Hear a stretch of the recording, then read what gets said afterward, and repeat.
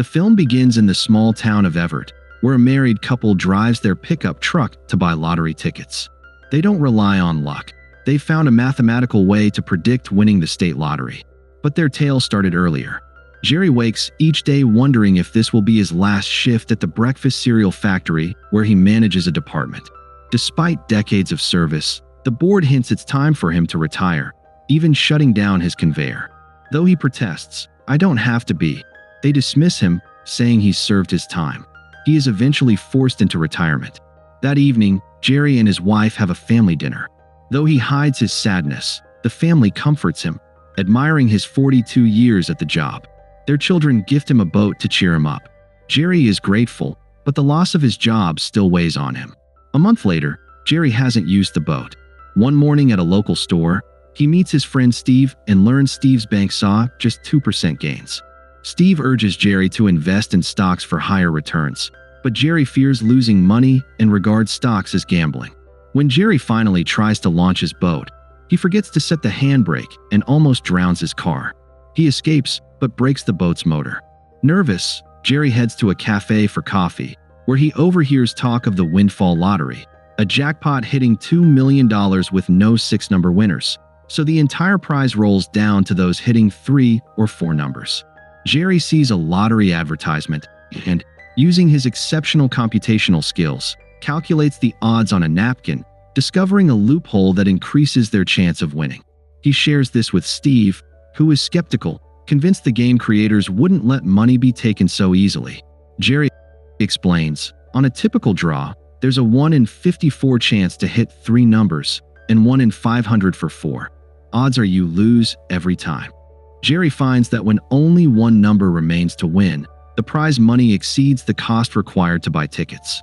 Without telling his wife, Jerry tests the theory, withdrawing $2,000 and buying that many lottery tickets. On drawing day, Jerry hides the fact that he's watching the results. Later, he checks his tickets in a cafe and realizes he has lost. His distraction at a social gathering triggers his wife Marge to notice his odd behavior. On their porch, they discuss luck, and Jerry realizes luck was the missing factor in his calculations. The next day, Jerry withdraws $8,000, all his savings, and buys more tickets. At a cafe lunch, friends share tales of risky gambling failures. Marge admits they dislike gambling risks.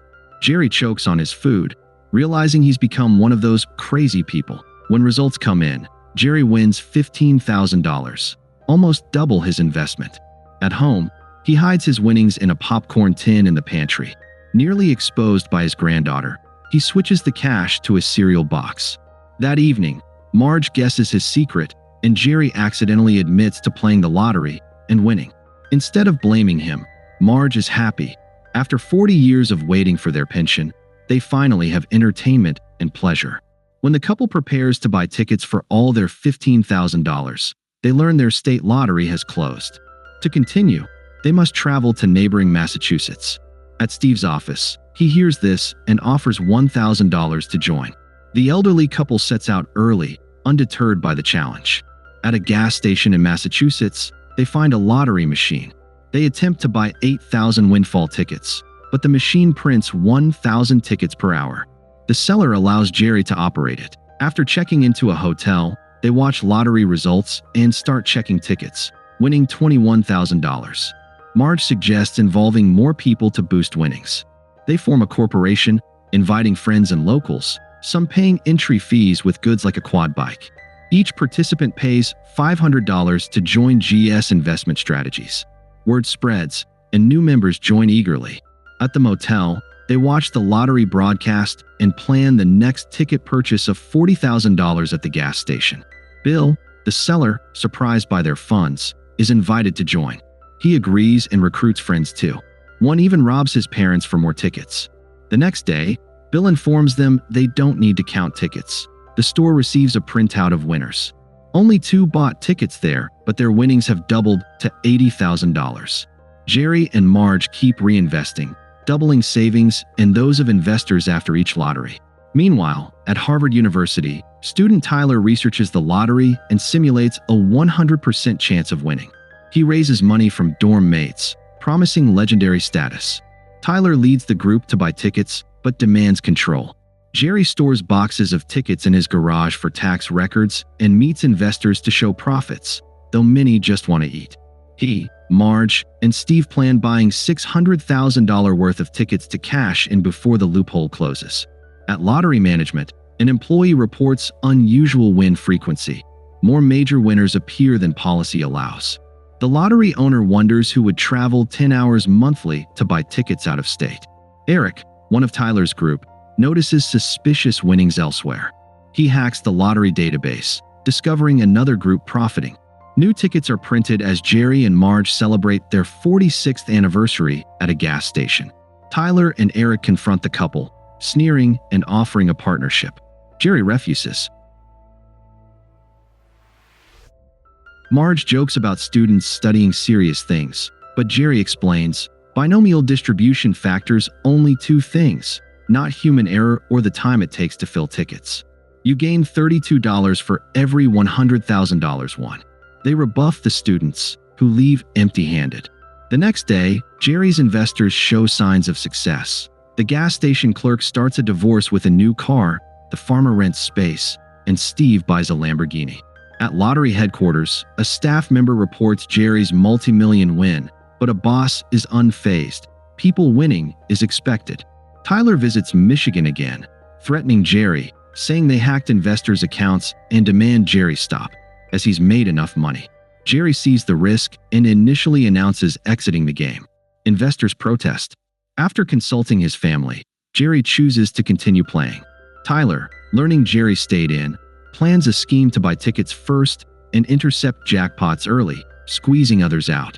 He seeks a large investment from his father's associates. Bill visits Jerry to say the drawing is that day, not later.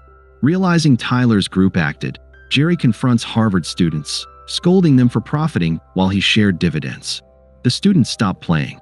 Jerry concludes lottery management knows, but doesn't care.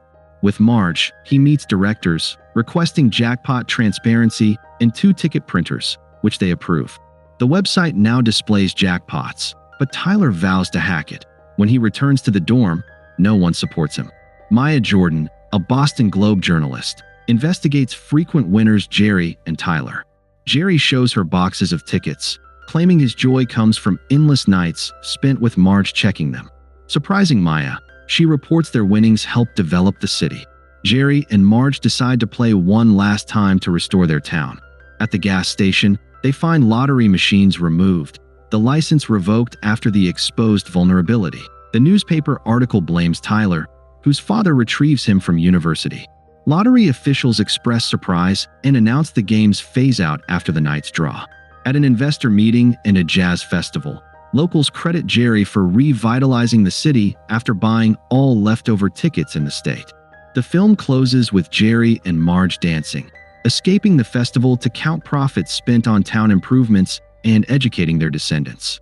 Bill enjoys the most comfortable man cave. Throughout, Jerry won $27 million. This film is based on real events.